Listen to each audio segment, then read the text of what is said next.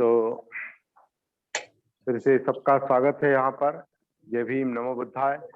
यहाँ मैं मथुरा के नजदीक जो गोकुल है, गोकुल गांव जो बहुत ही प्रसिद्ध है, और इस गांव का जो तहसील है तालुका, वो महावन है। महावन यहाँ से नजदीक ही है, और यहाँ बीच में जो विहार है, उस विहार से मैं बात कर रहा हूँ। और आपको थोड़ा कल के बारे में मैं यहाँ बताऊंगा। यहाँ मैं 2 दिन का सती साधना सेशन लेने के लिए मैं यहाँ आया हूँ, और कल हमारा सेशन हुआ। यहाँ पर कुछ 10-15 लोग उपस्थित थे। भारी बारिश के कारण, बहुत बारिश थी, फिर भी 10-15 लोग यहाँ पर उपस्थित थे, और हमने उनको सती साधना के बारे में जागृति की कार्यशाला के अंतर्गत हमने कुछ बातें बताई। उसको कल बोर्ड का भी इस्तेमाल किया था, और वही बात हमने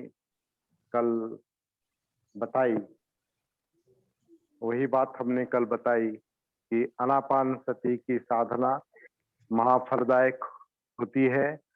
आनापान सती की अधिकाधिक भावना करने से वह 4 सतिपट्ठानों को परिपूर्ण करती है, और 4 सतिपट्ठानों की भावना अधिकाधिक करने से 7 बुद्धांगों की परिपूर्णता साध्य होती है, और 7 बुद्धांगों के कारण विद्या और विमुक्ति की परिपूर्णता साध्य होती है। ये हमारे सती साधना का जो सेंट्रल पॉइंट है और सार है, और बुद्ध धम्म का ही ये सार है, जागृति। इसके बारे में कल हमने 1-2-3 घंटे यहाँ पर चर्चा की, लोगों के साथ रूबरू बात हुई, चर्चा हुई, और बारिश होने के कारण उपस्थिति में थोड़ा परिणाम हुआ, लेकिन जितने भी लोग उपस्थित थे उनके साथ हमने सती साधना का ये जो विषय है, वो विषय समझाने की कोशिश की।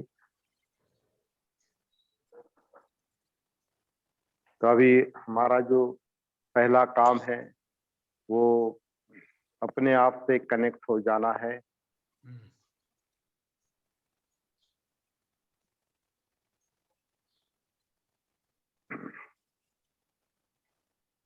ये शरीर जो नैसर्गिक रूप से आन करता है, अपान करता है, सांस अंदर लेता है, सांस छोड़ता है,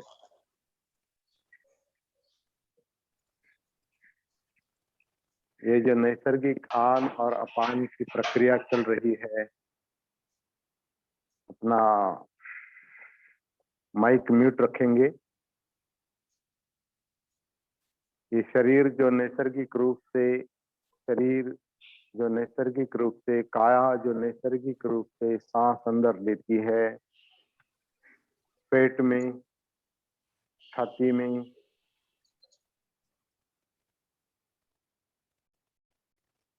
का आना जाना चल रहा है, उसे महसूस करने की कोशिश करेंगे,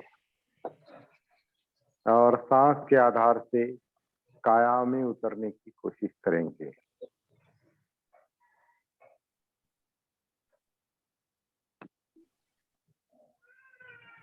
अपने आप के साथ जो कनेक्टिविटी है, अपने आप के साथ, जीवन के साथ, मतलब इस काया के साथ, जिंदा काया के साथ हमारा जो जुड़ाव है,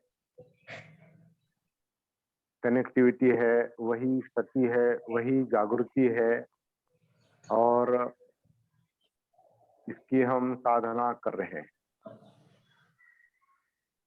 कई दिनों से कर रहे हैं।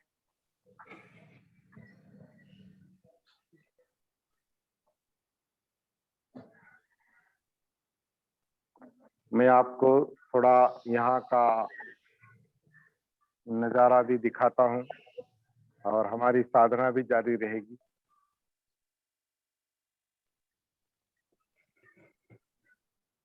हमारी साधना भी जारी रहेगी और यहाँ का दृश्य भी मैं आपको दिखाऊंगा। ये जो विहार है, इस विहार का ये दृश्य है। यहाँ हम रुके थे। अपना माइक बंद रखेंगे।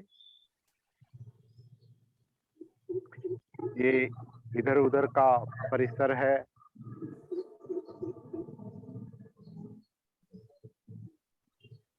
कल की तेज बारिश के कारण यहाँ पर पानी जमा हुआ है।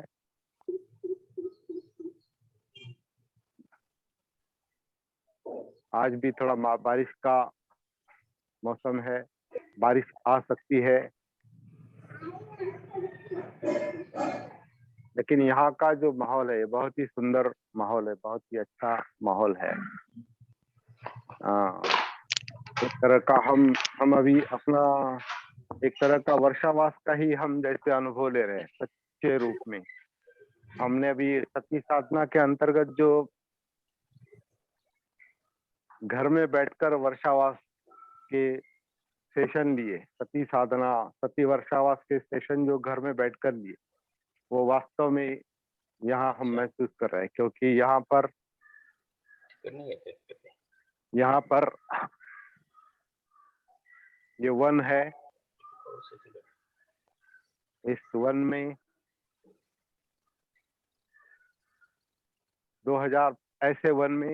2500 साल पहले बुद्ध काल में वर्षावास चला करते थे। वो यही इलाका है वो जहाँ बुद्ध का भी यहाँ आना जाना हुआ है। लोग कहते हैं बुद्ध का भी यहाँ आना जाना हुआ, लोग कहते हैं, बताते हैं। ये जो विहार है, इस विहार को कमल कुंड विहार भी कहते हैं, क्योंकि यहाँ पर नजदीक के कमल कुंड है, जो अभी मैं यहाँ से नहीं दिखा सकता, लेकिन वहाँ जो थोड़ा नजदीक पहाड़ी जो दिखाई दे रही है, छोटा जिसे हम डोंगर कहते हैं, वो जो पहाड़ी है, उस पहाड़ी के हमारे लिए बंते जी द्वार खोल रहे हैं। थोड़ा मैं बाहर जाके आपको कुछ बातें बताऊंगा, लेकिन हमारी सती साधना जारी रहेगी, अपने आप से कनेक्टेड रहेंगे। और बंते जी हमारे बहुत सेवा करते हैं। कई सारे लोग हमें देख रहे हैं, ऑनलाइन मीटिंग चल रही है। तो यहाँ पर ये जो पहाड़ी दिखाई दे रही है, वो पहाड़ी के नीचे कहते हैं कि कोई विहार गढ़ा हुआ है। हाँ, विहार गाडलेला आहे त्या ठिकाणी म्हणतात। तो इसलिए, और इसके बाजू में यहाँ पर कमल कुंड है। कमल कुंड यानी एक ऐसा पानी यहाँ ठहरता है, आकर जमा होता है, ऐसा और यहाँ कमल खिलते हैं। कुछ उसके मौसम में वो कमल खिलते हैं, और इसलिए इस विहार को कमल कुंड विहार कहा है। ये बहुत बड़ी जगह है, बहुत बड़ी जगह। अपना माइक बंद रखेंगे, अपना माइक बंद रखिए। सब लोग अपना माइक बंद रखिए।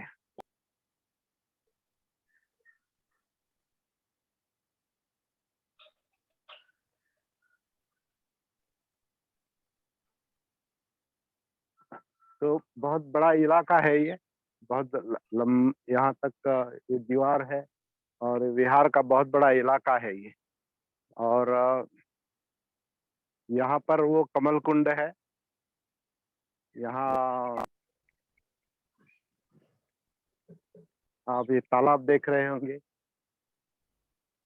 इस तालाब में मौसम में कमल खिलते हैं, इसलिए इसको कमल कुंड कहा है। तो ये जो परिसर है, ये परिसर जागृति का परिसर है।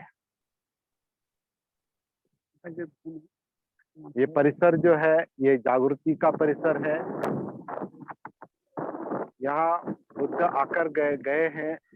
वैसे बुद्ध जो ये जिसे हम नॉर्थ इंडिया कहते हैं, उत्तर भारत का जो परिसर करते हैं, उत्तर भारत मतलब केवल उत्तर प्रदेश नहीं, उत्तर भारत का मतलब है ये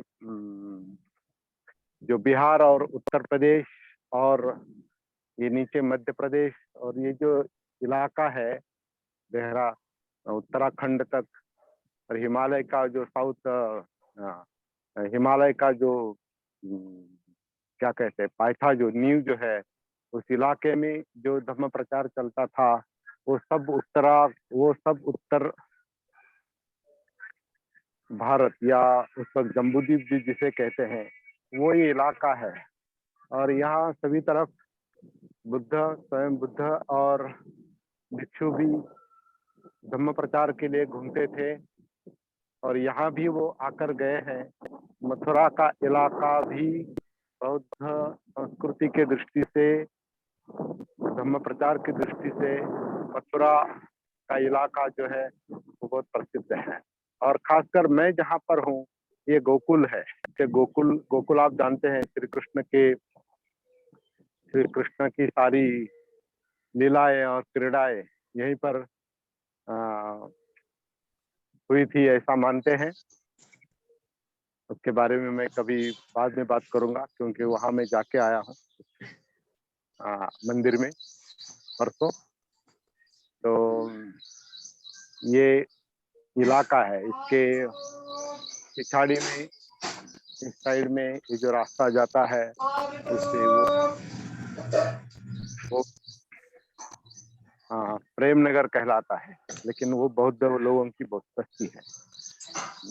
और उसके उस पार महावन गांव है जो तहसील का गांव है। तो ऐसे इलाके से मैं बात कर रहा हूँ। यहाँ अभी ये कंस्ट्रक्शन भी चल रहा है विहार के द्वार का।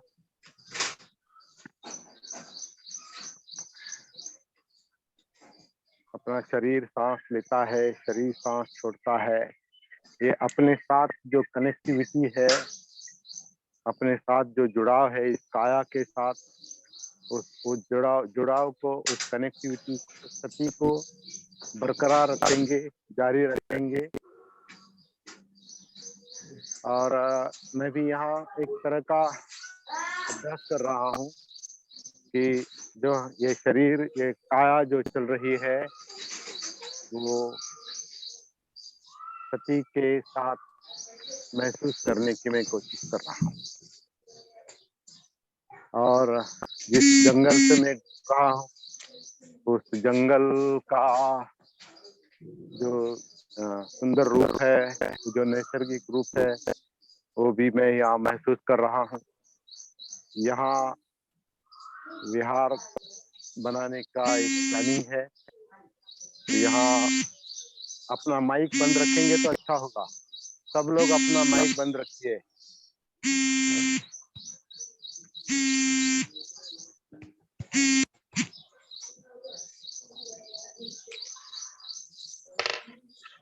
तो ये विहार का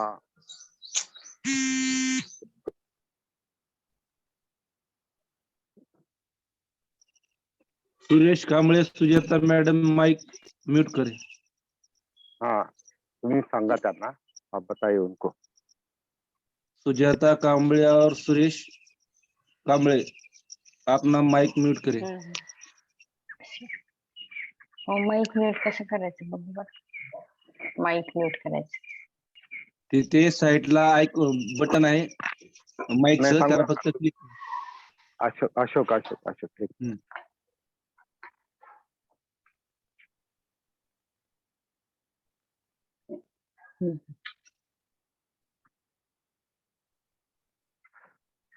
तो शरीर सांस अंदर लेता है, शरीर सांस बाहर छोड़ता है और सांस के आधार से हम अपनी काया से जुड़ जाते हैं, जिंदा काया से जुड़ जाते हैं और यहाँ से जागृति का काम शुरू हो सकता है। कल का जो वर्कशॉप हुआ उस वर्कशॉप में हमने ये बात कहने की कोशिश की और आपसे भी मैंने कई बार कहा है कि सती साधना जो है, जागृति की साधना जो है, वो 2 तरीके से संभव है। एक तो अपने जीवन की जो कुछ ऐसी घटनाएँ हैं, जो हमें प्रभावित करती है, बाधित करती है, यातनाएँ निर्माण करती है, दुःख निर्माण करती है, वो भी एक ज़रिया है, वो माध्यम है जागरूक हो जाने का। दुःख की ओर देखो, दुःख को पहचानो क्योंकि वो सत्य है, वो सत्य है। उस सत्य को पहचानने से, देखने से, स्वीकार करने से जागृति बढ़ सकती है। जागृति का अपने आप जन्म होता है। दुःख में ही मनुष्य जागरूक होता है। सुख में अपने आप को भूल जाता है, दुःख में जागरूक होता है। ये सत्य है। और दूसरा ज़रिया जो है अपने आप से जुड़ जाने का, वो है आनापानसति। लेकिन केवल आनापानसति नहीं, सति, सति यानी जागृति। आनापानसति जो है, वो काया में उतरने के लिए, जिंदा काया में उतरने के लिए, सुख दुःख महसूस करने के लिए, सुख दुःख का कारण चित्त जो है वो महसूस करने के लिए, उसका विश्लेषण जो मनोधम्म में चलता है, दिमाग में चलता है, वो महसूस करने के लिए सती साधना है। और वो सती साधना निरंतर जारी रखने से जीवन का जो उद्देश्य है, दुःख मुक्ति का जो, विमुक्ति का जो उद्देश्य है, विद्या प्राप्ति का जो उद्देश्य है, बोधि का जो उद्देश्य है, वो उद्देश्य सफल हो सकता है। इसलिए ये सती साधना, जागृति की साधना महत्वपूर्ण है।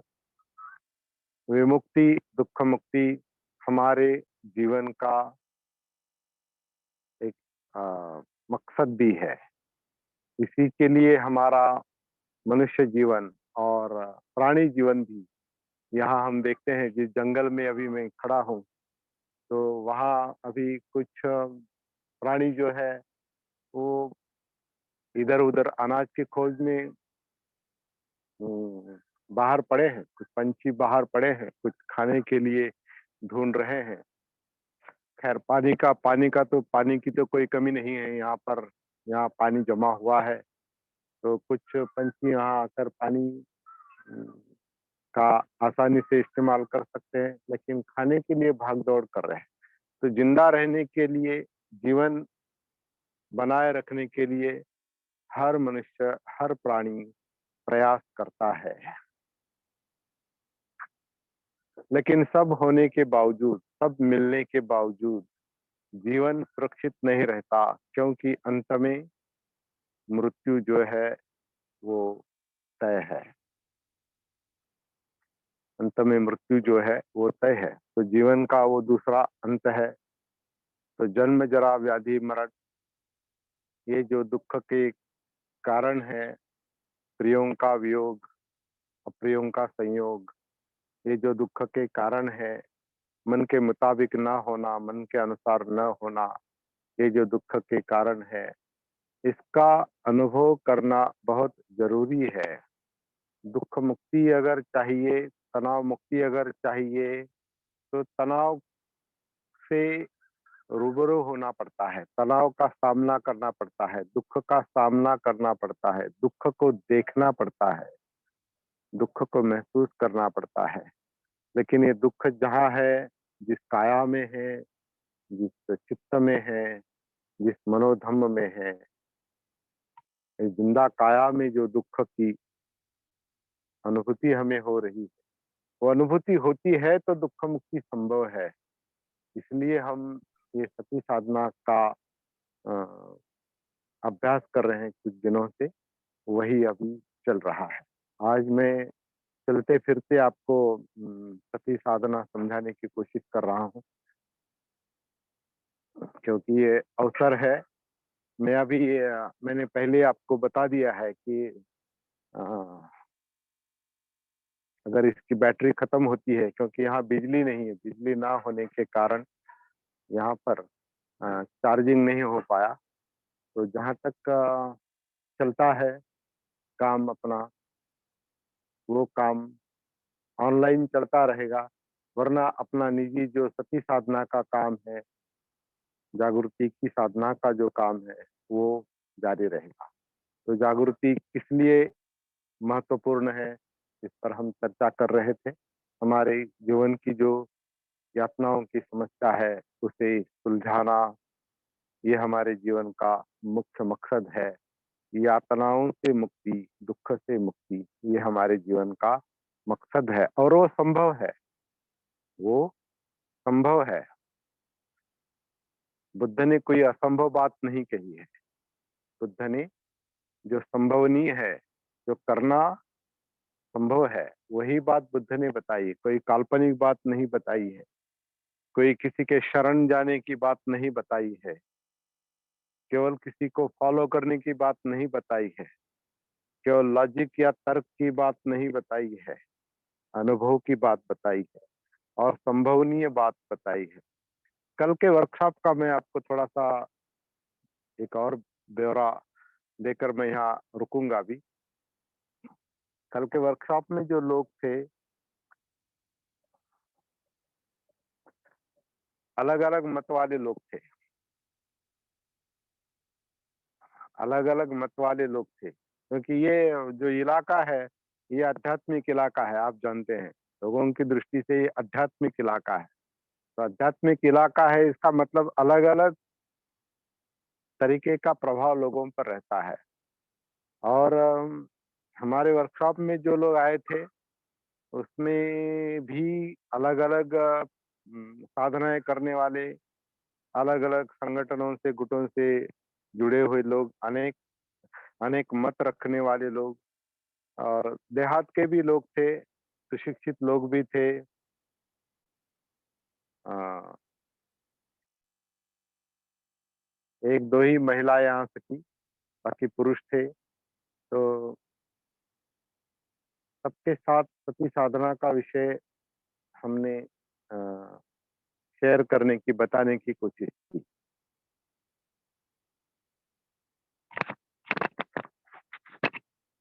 भिन्न मत वाले लोगों के सामने,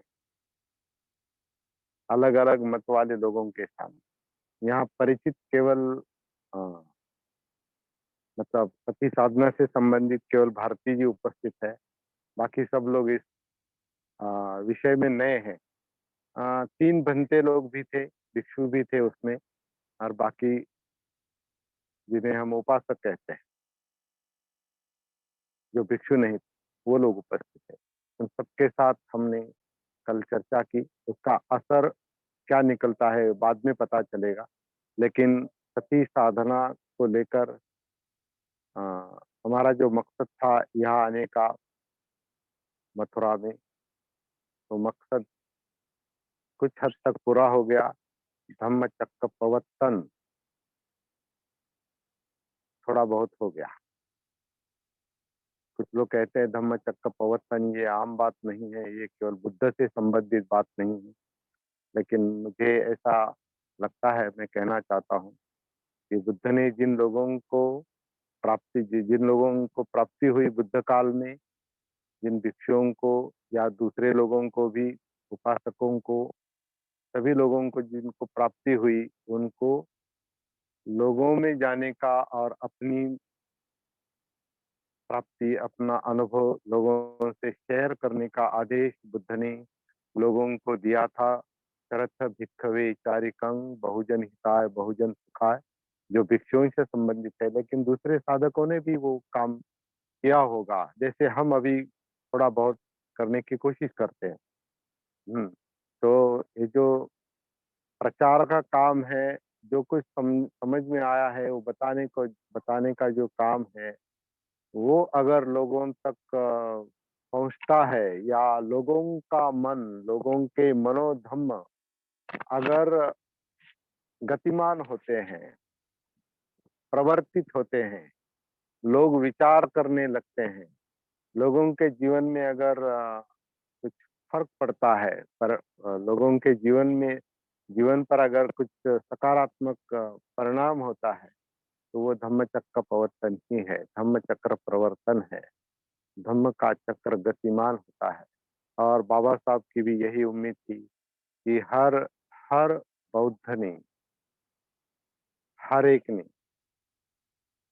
दूसरे को अपना जो कुछ मिला है वो शेयर करके, बता के धम्म चक्र प्रवर्तन करना चाहिए। जैसे उन्होंने 14 अक्टूबर को कहा था, या 14 अक्टूबर को मतलब विजयादशमी के दिन, इस साल वो 6 तारीख को था, 6 अक्टूबर को।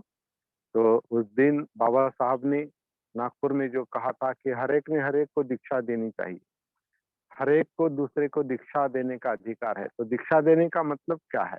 ये दूसरे को दीक्षा देना मतलब कोई भी आम आदमी दीक्षा नहीं दे सकता। जिसको धम्म समझ में आया है, जिसको धम्म समझ में आया है, वही दीक्षा दे सकता है, वही दूसरे को प्रभावित कर सकता है। लेकिन हर कोई ये कर सकता है, केवल भिक्षुओं का काम नहीं, हर एक का वो काम है। और हम आज तो हम देख रहे हैं कि भिक्षुओं से ज्यादा उपासक ही ज्यादा कुछ प्रचार का काम करते हैं, या योगदान ज्यादा भिक्षु भी काम करते हैं, नहीं ऐसा नहीं है, ये कोई तुलना की बात नहीं है। लेकिन केवल सांस्कृतिक बातों पर जोर नहीं देना चाहिए। जो मूल बात है, बुद्ध धर्म की जो मूल शिक्षा है, वो निब्बान की है, दुख मुक्ति की है, और वो सती जागृति से संभव है। ये समझना अभी जरूरी है। कल के वर्कशॉप में हमने ये बात समझाने की कोशिश की, और वो रिकॉर्डिंग आप पता नहीं कैसे रिकॉर्डिंग, किस क्वालिटी का रिकॉर्डिंग हुआ, तो बाद में आप सुन सकते हैं। तो अभी मुझे यहाँ रुकना चाहिए, क्योंकि इसकी जो चार्जिंग है वो थोड़ी बहुत जो बचेगी वो अभी कुछ बात करने के लिए होनी चाहिए। तो मैं यहाँ पर रुकता हूँ, और मुख्य विहार के बाहर ये जो मूर्ति लगी है, 4 मूर्तियां हैं, तो यहाँ पर आकर हम आज का सेशन हम बहुत अच्छा सेशन हुआ। करते हैं। आज मथुरा दर्शन यानी गोकुल का दर्शन हो गया, बुद्ध भूमि का। हाँ हाँ हाँ, अपने सती साधना के साथ ये बहुत अच्छा हो गया। आज का सेशन बहुत अच्छा हो गया।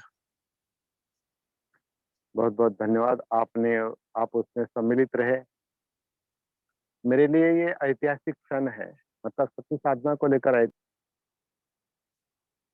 हम ये जागृति की कार्यशाला अलग अलग जगह पर ले रहे हैं, और लोगों को बताने की कोशिश कर रहे हैं। आप उसके एक साक्षी है, इसकी मुझे बहुत खुशी है। तो आप सब लोगों को फिर से मैं ये नजारा आपने हमें आज संधि दी है देखने के लिए। हाँ हाँ हाँ, ये गोकुल का तो मैं नजारा है। यहाँ पर रुका। हाँ, अच्छा, धन्यवाद सर, धन्यवाद सर। ज्यादा मैं बात नहीं कर सकता, क्योंकि हाँ मुझे बराबर। थोड़ा थोड़ा मोबाइल चार्जिंग संभालना पड़ेगा। ये पता नहीं आज बिजली आएगी नहीं आएगी। जय तो भीम, नमो जय बुद्धाय। भीम,